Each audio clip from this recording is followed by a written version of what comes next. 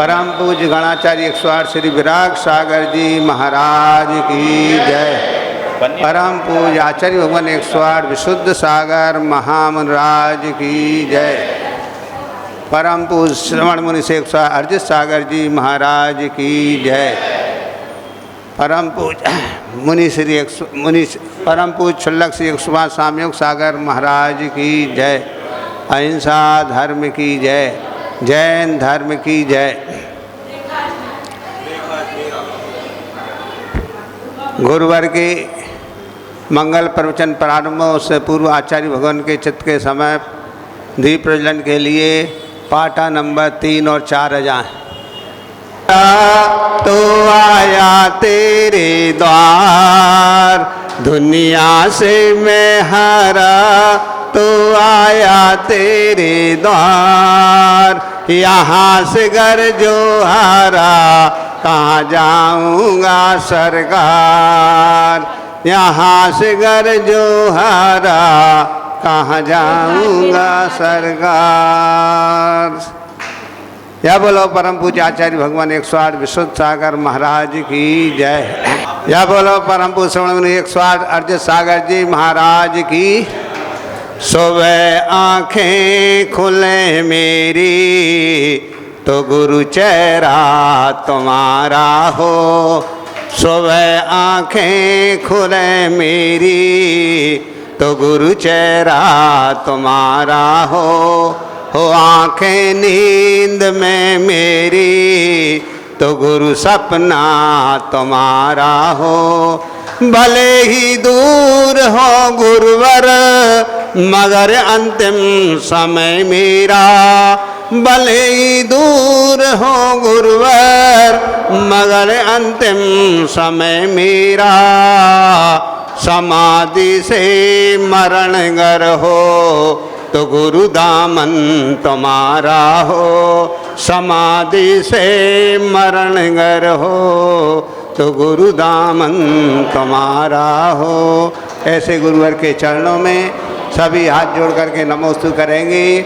हे गुरुवर नमोस्तु नमोस्तु नमोस्तु।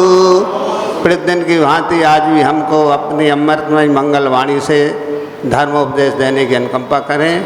नमोस्तु गुरुवर नमोस्तु नमोस्तु। नमः सिद्धेभ्यः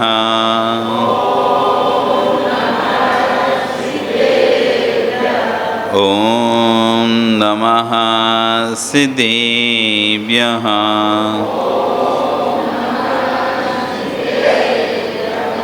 ॐ नमः सिद्धेभ्यः।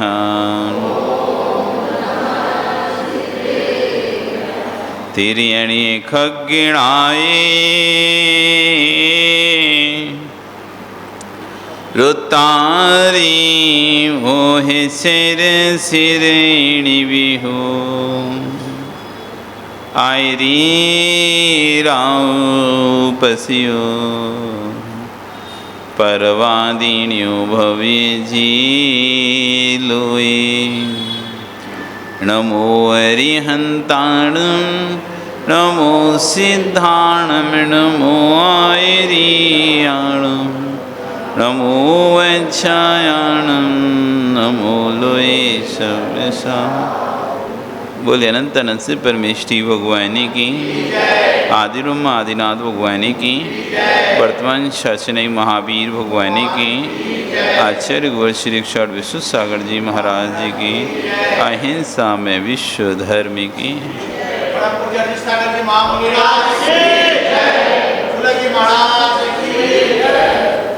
बंधु, वर्तमान शासनिक वर्धमान स्वामी के शासन में तीर्थंकर प्रभु की चरण विश्राम में बैठकर हम सभी जिन देशना का श्रवण कर रहे हैं, आचार्य प्रवर भगवान कुंद योगेंद्र देव स्वामी महाराज ग्रंथराज ज्ञानांकुश जी में मर्मार्थ दृष्टि की व्याख्या करते हुए वस्तु स्वरूप की पूर्णा करते कह रहे हैं कि जीव ने सारे जगत को संभालने का प्रयास किया, हमने सबको संभालने का प्रयास किया।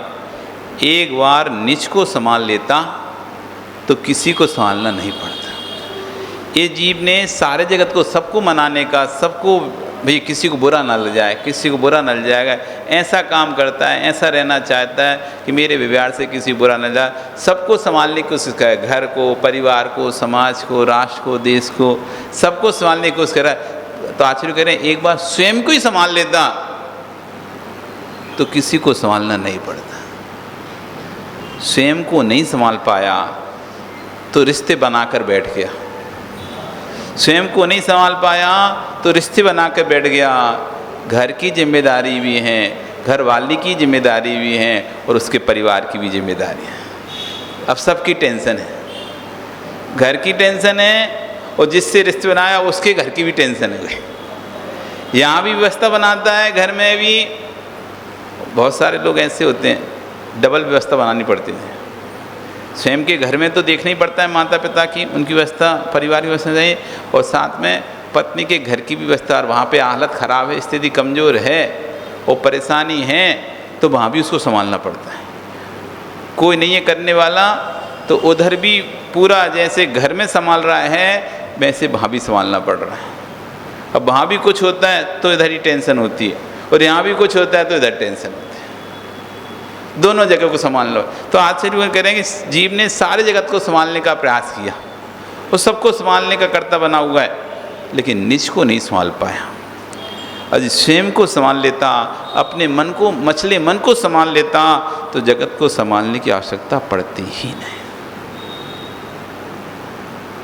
इस जगह अपने आप को नहीं संभाल पाए तो शादी कर ली, अब कर ली तो अब देखो सबको संभालना पड़ा। बच्चों को भी संभालो, परिवार को भी संभालो, समाज को भी संभालो। समाज में कोई कुछ बोल देता है तो भी तुम्हें टेंशन हो जाती है, मेरे बेटे की माँ के लिए ऐसा बोल दिया, उसकी तुम्हें टेंशन है। बच्चे के लिए कोई ने कुछ बोल दिया तो उसकी तुम्हें टेंशन होती है, मेरे बच्चे के लिए ऐसा बोल दिया किसी ने। सबको तो मैनेज करना पड़ रहा है, सबको संभालना, विश्व को मनाना पड़ रहा है, विश्व को समझाना पड़ रहा है। ये सारा कारण जो है, एक बार अपने मछले मन को मना लेता तो सारे जगत को मनाने की आवश्यकता ही नहीं थी। उन्हीं के परिवार, उन्हें ही परिवार को मनाना पड़ता है, उन्हें ही विश्व राष्ट्र को मनाना पड़ता है, जो अपने आप को, अपने मन को नहीं मना पाते। अपने मन को मना चुके हैं, उन्हें दुनिया मनाती है। वो है दिगंबर मुनिराज, हे स्वामी आ जाओ आ जाओ, आत्रो आत्रो, तिष्ठो तिष्ठो, हाड़ जल शुद्ध है। एक नहीं आ रहे तो दो लौंग ले ले रहे, दो नहीं आ, चार ले ले रहे, चार नहीं आ, 5 बादाम ले ले रहे, 10 बादाम ले रहे, पर आ जाओ आ जाओ, मना रही है, हमारे यहाँ आ जाओ, हमारे घर पर आ जाओ, हमारे यहाँ चरण रख दो। तो जिन्होंने अपने आप को मना लिया, उन्हें दुनिया मना रही है, मना के खिला रही है। तुम्हें तो मनोज मांगना पड़ता है, क्या मुकेश एक रोटी डाल दे? सोचो, घर में भी भोजन मांगना पड़ रहा है। खाना बन गया क्या? बेटी वगैरह बैठो 5 मिनट, 5 मिनट बाद मिलेगा, 10 मिनट लेट है, बैठ जाओ शांति से और कोई काम कर लो जब तक। चाय दे दो, खाना दे दो, हर चीज़ मांग रहे हो, नाश्ता दे दो। ओ गुड्डू के पप्पा, गुड्डू के पप्पा है ना, डब्बू के पप्पा मांगते ही नहीं मांगते कुछ। डब्बू की मम्मी से कुछ मांगते हो क्या? नहीं मांगते क्या? कुछ नहीं मांगते उससे? मांगते हैं ना, खाना मांगना पड़ता है, नहीं मांगते?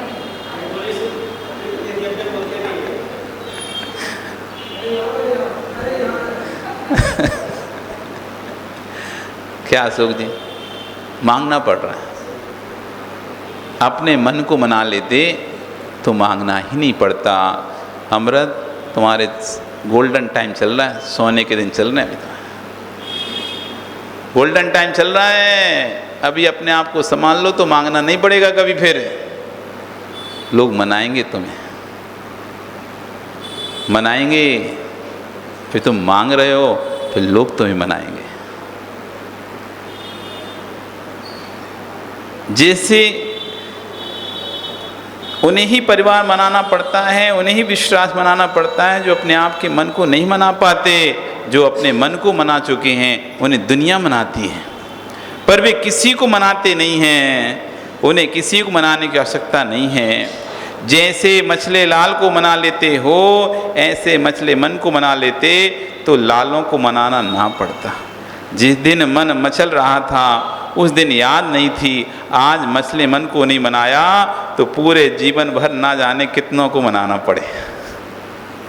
उस समय सोचना था कि आज मछले मन को नहीं मना पा रहा हूँ मैं, अब ना जाने कितने लोगों को मनाना पड़ेगा। किसी का मल ढोता है तो किसी के मलिन वस्त्रों को धोता है। देखो माता, मछले मन को मना लेती, ना तो किसी का मल ढोना पड़ता तुम्हें, ना किसी के मलिन वस्त्र धोना पड़ता। मलिन वस्त्र भी धोना पड़ा तुम्हें और मल को भी ढोना पड़ा। बच्चे के मल को भर भर के फेंका ही नहीं फेंका।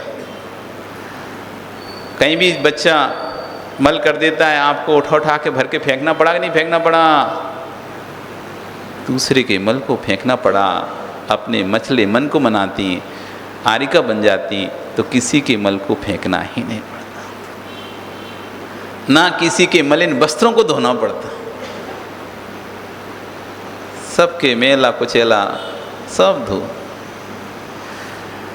किसी के मल को ढोता है तो किसी के मलिन वस्त्रों को धोता है, पर मलिन मन को धो लेता तो आज बच्चों के मलिन वस्त्र धोना ना पड़ते।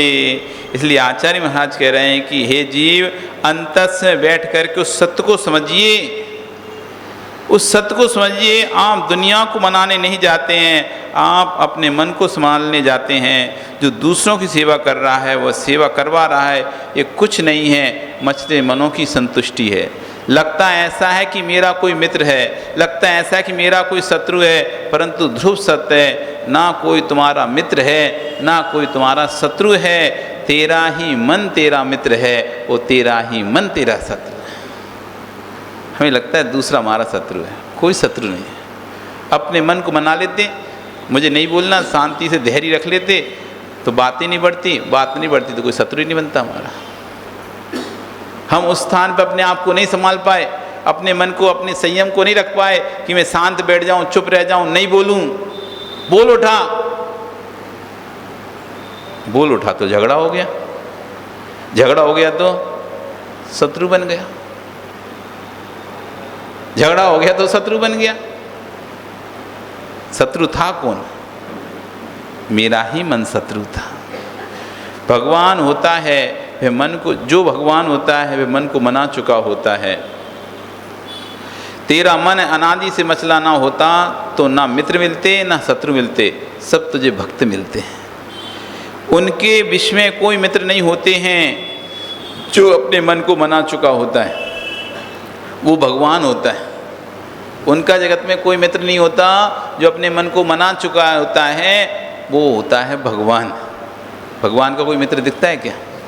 कोई नहीं है। जो ना उनका कोई शत्रु है, जो मन को मना चुके होते हैं उनका कोई शत्रु नहीं होता, जो मन को मना चुके होते हैं उनके भक्त होते हैं। परमात्मा का कोई शत्रु है क्या?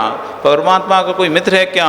शत्रु है तो परमात्मा नहीं है, और मित्र है तो परमात्मा नहीं। कह रहे हैं परमात्मा का कोई शत्रु है क्या? परमात्मा कोई मित्र है क्या? परमात्मा के यदि कोई शत्रु है, जैसे मैं मानूं मेरा अमुक व्यक्ति शत्रु है, तो मैं परमात्मा नहीं हो सकता। मैं मानूं अमुक व्यक्ति मेरा मित्र है, तो मैं कभी परमात्मा नहीं हो सकता। यदि मेरा कोई शत्रु मित्र है तो मैं परमात्मा नहीं हूँ। यदि परमात्मा है तो उसका ना कोई शत्रु होगा ना उसका कोई मित्र होगा। आप बोलो महाराज जी दूसरा तो शत्रुपना हमारे से रख सकता है, तो दूसरा रखिए, लेकिन मेरे अंदर तो उसके प्रति शत्रुता नहीं होगी, मेरे अंदर तो मित्रपना नहीं होगा। वो दूसरे का ही होगा, दूसरे का ही भाव होगा, हमारा भाव नहीं होगा। हमारा भाव शत्रु मित्र का तभी होता है जब हमारे अंदर किसी के प्रति द्वेष होता है तो हमारे अंदर शत्रुपना आता है, हमारे अंदर किसी के प्रति राग होता है तो मित्रपना आता है। जो व्यक्ति के प्रति हमारा राग होता है उसे देखते हमें लगता है ये मेरा मित्र है, मेरा हितैषी है, और जिस व्यक्ति के प्रति हमारा द्वेषपना होता है उसे देखते से लगता है ये तो हमेशा मेरी काट करता है, ये तो मेरा शत्रु ही है। वो है नहीं है वो छोड़ो, लेकिन अपने परिणाम में तो मित्र शत्रुपना अपना ही है ना। हम ही शत्रु मान रहे हैं, हम ही मित्र मान रहे हैं, चाहे सामने वाला हमारे बारे में एक रत्ती ना सोचता हो। सामने वाला आपस में लड़ाई हुई दो लोगों के बाद, उसके बाद लड़ाई होने के बाद उसने उसको अपना दुश्मन मान लिया। अब वो उसके बारे में सोचते नहीं एक बार भी, और ये हमेशा सोचता रहता वो मेरा दुश्मन है, वो मेरा दुश्मन है, वो मेरा दुश्मन है, वो मेरा आयत करना चाहता है, और वो उसके बारे में 1% ही नहीं सोच रहा। तो ये तो हमारा ही भाव है, शत्रुपना मित्रपना। सामने वाले को शत्रुपना मित्रपना सामने वाले के अंदर है नहीं है, हमें पता ही नहीं है, और हम तो अपने अंदर बना के बैठे हैं कि ये मेरा शत्रु है, ये मेरा मित्र है। परमात्मा का कौन शत्रु है, परमात्मा का कौन मित्र है? शत्रु है तो परमात्मा नहीं, मित्र है तो परमात्मा नहीं। परमात्मा का कोई शत्रु है तो द्वेषी है, परमात्मा कोई मित्र है तो रागी है। इसलिए भगवान का ना तो कोई मित्र है, ना भगवान का कोई शत्रु है। यदि भगवान का कोई मित्र है तो भगवान रागी है, भगवान का कोई शत्रु है तो भगवान द्वेषी है, और भगवान तो राग द्वेष से रहित वीतरागी होते हैं। इसलिए भगवान का ना तो कोई मित्र होता, ना कोई शत्रु होता है। मात्र भगवान के विश्व में भक्त होते हैं। सिर झुकवा लेना, माथा झुकवा लेना सरल है, पर श्रद्धा को झुका लेना बहुत कठिन। आचार्य कहते सिर का झुकाना सरल है, माथा झुकवा लेना सरल है। भय से, लोभ से, आशा से, स्नेह से व्यक्ति सिर झुकवा सकता है, लेकिन श्रद्धा को झुकवाना कठिन है। माथा तो सम्राट भी टिकवा सकता है, माथा तो धनपति भी टिकवा सकता है। जिसके पास धन नहीं है वह धनपति के पास माथा टेक देता है, उसे बोध है कि इसके पास से टेक दूंगा तो श्री मिल जाएगी। मित्र विश्वास रखना, धनपति के पास श्री मिल सकती है पर श्रद्धा नहीं मिल सकती। श्रद्धा तो मोक्ष मार्गियों के पास ही मिलती है। आचार्य कह रहे हैं कि धनपति के आगे माथा व्यक्ति टेक सकता है, बाहुबली के आगे माथा व्यक्ति टेक सकता है, वहाँ उसे डर है, वहाँ उसे लाभ की इच्छा है, लेकिन श्रद्धा से माथा नहीं टेक पाएगा। श्रद्धा से माता तो मोक्ष मार्ग श्रीपतियों का नहीं, मोक्ष मार्ग भूपतियों का नहीं, मोक्ष मार्ग श्रद्धापतियों का है। इस मोक्ष मार्ग में कोई माथा टेकेगा तो श्रद्धा से ही टेकेगा। जो श्रद्धापति है वही मोक्ष मार्गी है। यहाँ ये मतलब जो सबसे ज़्यादा पैसे वाला होगा वो ऊँचे वाले स्वर्ग में जाएगा, जिसके पास पैसा नहीं हो नीचे स्वर्ग में जाएगा, जिसका प्रभुत्व होगा, जिसकी चलते ऊपर स्वर्ग में जाएगा, और जिसके पास कुछ नहीं हो नीचे जाएगा। नहीं, इसलिए ये धन का मार्ग नहीं है, ये मोक्ष मार्ग धनपतियों का मार्ग नहीं है कि यहाँ पर धनपति लोग ही दीक्षा ले सकते हैं, या धनपति लोगों को दीक्षा लेकर अलग से स्पेशल स्थान मिलता हो, कहीं रिजर्वेशन कोटा हो मोक्ष मार्ग में। गरीब भी आएगा वो भी ऐसे ही रहेगा, और धनपति भी दीक्षा लेगा वो भी ऐसे ही रहेगा। कोई रिजर्वेशन कोटा नहीं है कि धनपति को विशेष स्पेशल VIP ट्रीटमेंट मिलता हो साधुओं में, कोई नहीं मिलता। एक गरीब का बच्चा दीक्षा लेगा तो उसको कोई नहीं मिलेगा। गरीब का बच्चा अपनी साधना करेगा उसके पुण्य से उसको मिलेगा, अमीर का बच्चा अपनी साधना करेगा उसके पुण्य से उसको मिलेगा। ना सो धन से ये मोक्ष मार्ग नहीं चलता कि मेरे पास बहुत पैसा छोड़ के आया हूँ तो बहुत सारे लोग मेरे सिर झुकाएंगे। ऐसा नहीं कि जो बहुत सारा पैसा त्याग करके उसके बाद ज़्यादा लोग सिर झुकाने वाले मिले, और जो कुछ नहीं छोड़ के आया, कुछ है ही नहीं था जिसके पास, तो उस पास कोई नहीं आता हो। तो आचार्य कह रहे हैं ये मोक्ष का मार्ग ना तो श्रीपतियों का है ना भूपतियों का है, ये मोक्ष मार्ग श्रद्धापतियों का है। जो श्रद्धापति है वही मोक्ष मार्गी है। श्रीपति का संबंध मोक्ष मार्ग से नहीं, श्रीपति का संबंध है तो नरकपतियों से बनने का है। आचार्य श्रीपति जो धन वाले हो ना उनका संबंध मोक्ष मार्ग से नहीं, उनका संबंध तो नरक से है। वे नरक में जरूर जा सकते हैं लेकिन स्वर्ग में मोक्ष में नहीं जा सकते। तो इसलिए ये मत कभी हीन भावना मत आओ मेरे पास तो कुछ है ही नहीं है, वो तो बहुत बड़ा आदमी है, वो तो ऐसा। अरे पैसे से भौतिक सुविधाएं खरीदी जा सकती हैं लेकिन पैसे से परमाण सुख नहीं खरीदा जा सकता। पैसे से अभुदय सुख खरीदा जा सकता है, बाहर की भौतिक सामग्रियां सुख सुविधाएं खरीदी जा सकती हैं, लेकिन पैसे से आत्मिक सुख नहीं खरीदा जा सकता। आत्मिक सुख पैसे वाले को देख के नहीं आएगा, गरीब को देख के नहीं आएगा। आत्मिक सुख तो जो निष्प्रयी होगा, निसंगी होगा, निष्परिग्रही होगा, उसी के पास ही आएगा। अब वो चाहे गरीब हो चाहे अमीर हो, जिसका राग छूटता जाएगा उसको ही आत्मिक सुख मिले। इसलिए कह रहे हैं हीन भावना मत जियो कि हम तो कुछ नहीं कर सकते। अरे तुम क्यों कुछ नहीं कर सकते? तुम भगवान बन सकते हो, इससे बड़ा काम और क्या कर सकते हैं? वो तो एक बिल्डिंग का मालिक ही बन पाएगा, तुम तो 3 लोग के मालिक बन सकते हो।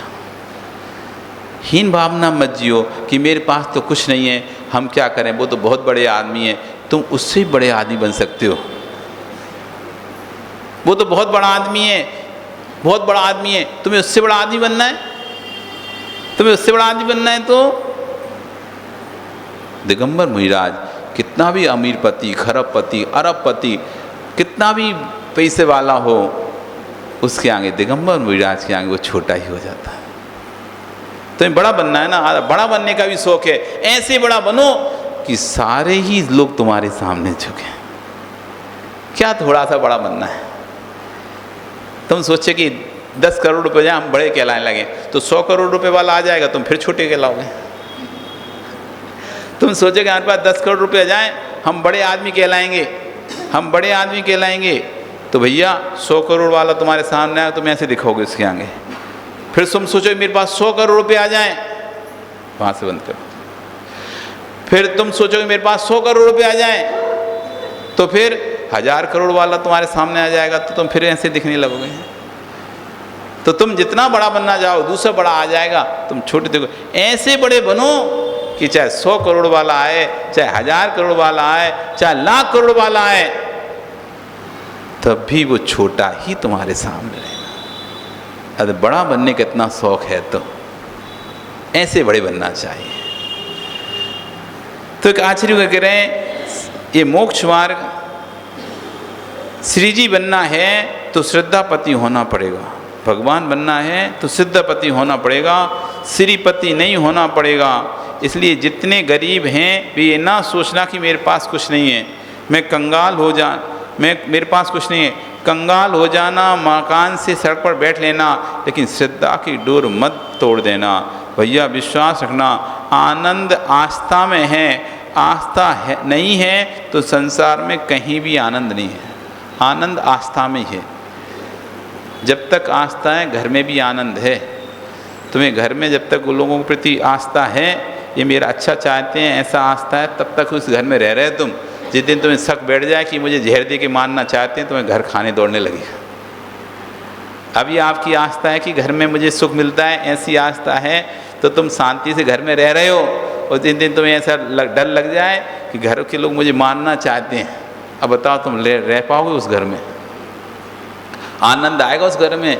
चाहे कितना भी महल जैसा घर बनाया हो, एक बार ऐसा वहम बैठ जाए तुम्हारे अंदर में कि घर के लोग मुझे मारना चाहते हैं, और महल जैसा घर भी तुम्हें कांटों जैसा चुभेगा, महल जैसा घर भी कांटों जैसा चुभेगा, तुम वहाँ अकेले रहने तुम्हें डर लगेगा, कहीं मुझे कोई मार ना दे, कहीं मुझे कोई मार ना दे। तो आचार्य में कह रहे हैं, कंगाल हो जाना, मकान से सड़क पर बैठ लेना, लेकिन श्रद्धा की डोर को मत तोड़ देना। भैया विश्वास रखना, आनंद आस्था में है, आस्था नहीं तो संसार में कोई आनंद नहीं है। जिस घर में आप लोग रह रहे हो, उस घर में लोगों के प्रति लोगों के साथ जब तक प्रीति है तब तक घर तुम्हें घर दिखाई देता है। जिस दिन प्रीति नष्ट हो जाएगी, घर तुमको खाने दौड़ेगा। जब तक प्रीति है तब तक घर घर दिखाई दे रहा है, जिस दिन प्रीति नष्ट हो गई घर में, वो घर खाने को दौड़ता है। यदि तुम्हें पता चल गया बेटे के पिता का संबंध किसी और के साथ है, अब उसके साथ तुम्हारा रहना दुश्वार हो जाएगा। अब तुम्हें उसके साथ बैठने में कष्ट होगा।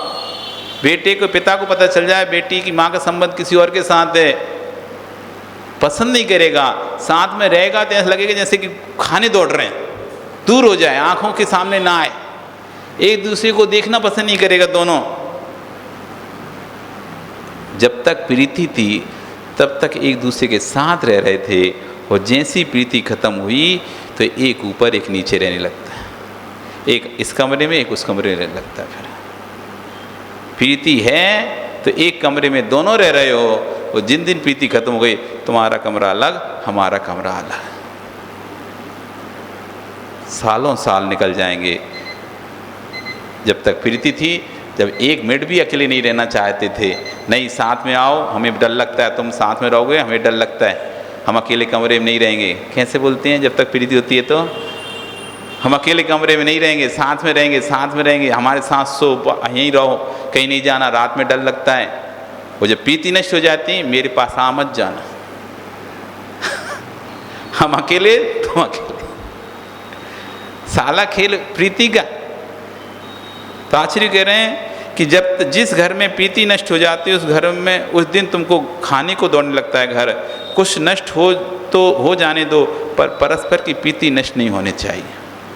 यदि घर का सामान भी नष्ट हो रहा हो, धन संपत्ति हो जाने दो, लेकिन आपस की प्रीति नष्ट नहीं होना चाहिए। क्योंकि सूखी रोटी में भी आनंद है, प्रीति है तो। प्रीति है तो सूखी रोटी में भी आनंद है, और प्रीति नहीं तो घी की डूबी रोटी में भी आनंद नहीं आता।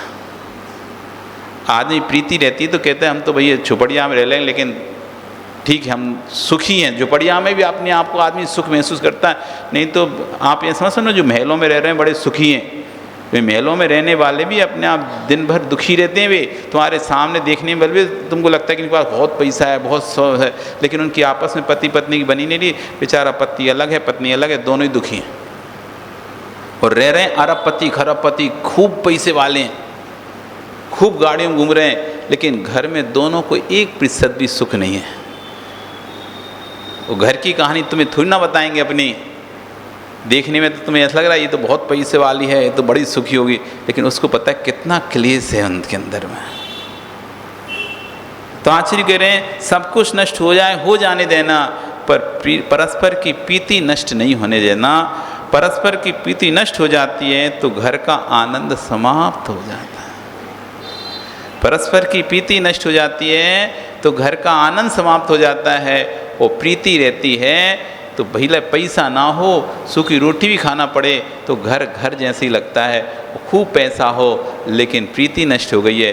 सब अपने अपने, ना बेटा किसी की सुन रहा, ना बहू किसी की सुन रही, ना बेटे का माँ किसी की सुन रही, ना बेटे का पिता किसी की सुन रहा। सब चार कोनों में, चार दिशाओं में भाग रहे हैं अपने अपने, कोई किसी पर सुन ही नहीं रहा। तो ऐसे घर में तो ऐसा लगता है कैसे हम रहें।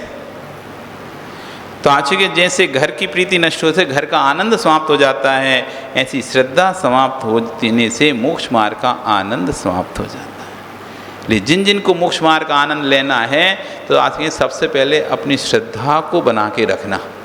देव शास्त्र गुरु के प्रति अपनी श्रद्धा को बना के रखना। देव शास्त्र गुरु के प्रति हमारी श्रद्धा टूटनी नहीं चाहिए। चाहे कोई रिश्ता टूटता है टूट जाए, लेकिन देव शास्त्र गुरु के प्रति श्रद्धा नहीं टूटना चाहिए। कभी अपने जीवन में कहीं कोई बुराई कर रहा हो ना गुरु की, उठ के चले जाना, उठ के चले जाना। भैया श्रद्धा मुश्किल से जुड़ती है, टूटने में क्षण नहीं लगता। जुड़ने में बरसों लग जाते हैं, टूटने में क्षण नहीं लगता। ये श्रद्धा एक बार टूट गई ना, जुड़ना मुश्किल हो जाएगा। श्रद्धा एक बार टूट गई तो जुड़ना मुश्किल हो जाएगा। इसलिए भैया मैं अपनी श्रद्धा नहीं तोड़ना चाहता, इसलिए मैं आपके साथ बैठना नहीं चाहता। मेरी देव शास्त्र गुरु के प्रति अकाट श्रद्धा है, मेरी देव शास्त्र गुरु के प्रति अकाट श्रद्धा है। मैं अपने कानों से उनकी निंदा नहीं सुन सकता और अपनी श्रद्धा को नहीं तोड़ना चाहता, इसलिए मुझे जानना ही नहीं है। हमें जानना ही नहीं, कोई सुन तो लो, सुन तो लो, हमें सुनना ही नहीं है। हमें अपनी श्रद्धा को तोड़ना ही नहीं है। एक व्यक्ति भगवान की खोज में निकला, एक व्यक्ति भगवान की खोज में निकला और खोज करते बहुत समय बाद उसे पता चला कि भगवान अमुक जगह पे रहता है।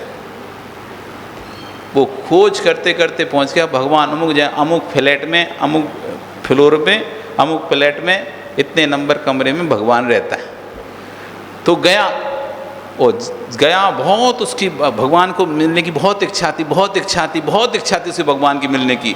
गया और फ्लोर पे वहाँ पहुँचा, भगवान यहाँ है, वहाँ लिखा हुआ था भगवान यहाँ है, और वो रिंग बजाने वाला था। अचानक उसने अपना हाथ पीछे खींच लिया और वापस लौट गया उल्टे पैर, उल्टे पैर वापस लौट गया। लोगों ने पूछा तुम भगवान से मिल लिए? कहीं नहीं, मैं भगवान से नहीं मिला। क्यों? भगवान से क्यों नहीं मिले? इतने वर्षों तक तो तुमने खोज की, आज पहली बार तुम्हें वो अपनी खोज पूरी हो रही थी, भगवान से क्यों नहीं मिले? उसने कहा मैं भगवान से इसलिए नहीं मिला, मैं एक भगवान से मिल लेता और कहीं मेरे जैसा मैं चाह रहा था वैसा भगवान नहीं मिलता तो मेरी श्रद्धा टूट जाती। इसलिए कम से कम मिला नहीं तो खोज तो करता रहूँगा, उनके प्रति श्रद्धा तो बनी रहेगी, और मिल लेता तो, और जैसा मैं चाह रहा था वैसा नहीं मिलता मुझे तो क्या होता, खत्म हो जाती। कम से कम नहीं मिला हूँ तो आज भी भगवान से मिलने की इच्छा बनी हुई है। नहीं मिला हूँ तो कम से कम आज भी भगवान से मिलने की इच्छा बनी हुई है। अब फिर से खोज करूँगा मैं भगवान की, वो तो उसी क्षण के लिए आए थे, चले गए, उस साथ अब अगला खोज करना था, अब कहाँ मिलेंगे, मैं फिर से खोज करूँगा, मैं खोज करता रहूँगा। भगवान के प्रति मेरी श्रद्धा तो बनी रहेगी। कम से कम तुम बुराई ना सुनते तो साधु के प्रति तुम्हारी श्रद्धा तो बनी रहती, साधु के प्रति तुम्हारी आस्था तो बनी रहती। तुमने बुराई सुन ली, अब तुम्हारी आस्थाएं टूट टूट हो गई। अरे ऐसा भी होता है क्या? अभी चाहे झूठी हो चाहे सच्ची हो, वो तो बात की बात है। भी चाहे बुराइयाँ झूठी चल रही हो चाहे सच्ची चल रही हो, लेकिन कान में एक बार पड़ गई, ऐसा भी होता है क्या? तुम्हारी श्रद्धा में दरार पड़ गई है, तुम्हारी आस्था में दरार पड़ गई। इसलिए अपनी श्रद्धा अपनी आस्था में दरार नहीं डालना है। तो जहाँ भी बुराई हो तुरंत कान बंद करो, नहीं भैया हमें जाना है। अचानक क्या हो गया? नहीं नहीं जाना है, मुझे जाना है, मुझे अपनी श्रद्धा को नहीं तोड़ना है। चाहे अच्छे हों चाहे बुरे हैं, मेरी व्यक्तिगत श्रद्धा नहीं है, मेरी साधु परमेष्ठी पर श्रद्धा है, जिनकी मैं रोज़ नमोकार मंत्र में जाप करता हूँ, नमो लोए सब साउढ़, मेरी उस साधु परमेष्ठी पर श्रद्धा है। और आपकी बातें सुनकर मेरी साधु परमेष्ठी श्रद्धा टूटेगी, मेरा मंत्र खंडित हो जाएगा, मेरा मंत्र खंडित हो जाएगा। फिर मैं कैसे बोलूँगा नमो लोए सभ्य साउढ़? फिर मैं कैसे बोलूँगा नमो लोए सभ्य साउढ़म? लोग के सभी साधु को नमस्कार हो, फिर तो वो भी आएंगे जिससे भी श्रद्धा। मैं अपने मंत्र को खंडित नहीं करना चाहता, मैं अपने मंत्र को खंडित नहीं करना चाहता, इसलिए मैं कोई भी बुराई सुनना नहीं चाहता। समझ में आ रहा है ना? इसलिए अपने जीवन का अपना आदर्श बना के स्थापित रखो, अपने जीवन के आदर्श स्थापित रखो। चार लोग तुम्हारे, अरे भैया उसके सामने बुराई मत करो, सुन नहीं सकता साधु बुराई, उसके सामने बुराई मत करो, ऐसा आदर्श स्थापित करो कि लोगों के अंदर एक भावना पैदा हो जाए, इसके सामने बुराई मत करो, सुन नहीं सकता, ये उठ के चला जाएगा, अभी रहने दो बाद में कर लेंगे, लेकिन इसके सामने मत करो। ऐसा अपना आदर्श बनाओ, ऐसा आदर्श बनाओ। डरना नहीं चाहिए, डरना नहीं चाहिए, हमेशा आदर्श, ये किसी की बुराई नहीं सुनता, इसके सामने बुराई करना व्यर्थ है, ऐसे लोगों के दिमाग में बैठ जाना चाहिए, ऐसा बैठ जाना चाहिए। ऐसा अपना चारित्र, अपना कैरेक्टर, अपना आदर्श सिद्धांत अपना ऐसा तैयार करो। आपको बुराई करना है, हम किसी को नहीं रोकेंगे, क्योंकि हम किसी को रोक सकते ही नहीं हैं, हम किसी को रोकेंगे नहीं, हम तो किसी को रोक सकते ही नहीं हैं, हम तो सिर्फ अपने आप को संभाल सकते हैं। हमारा बस किसी पर नहीं चलता, हमारा बस हमारे ऊपर चलता है। हम किसी को अपना बस नहीं चला सकते, अपने ऊपर तो स्वयं के ऊपर तो चला सकते हैं। आज आपका समय, कल फिर आओगे, पर आ रही तो फिर चर्चा करेंगे। बोली भगवान महावीर स्वामी की।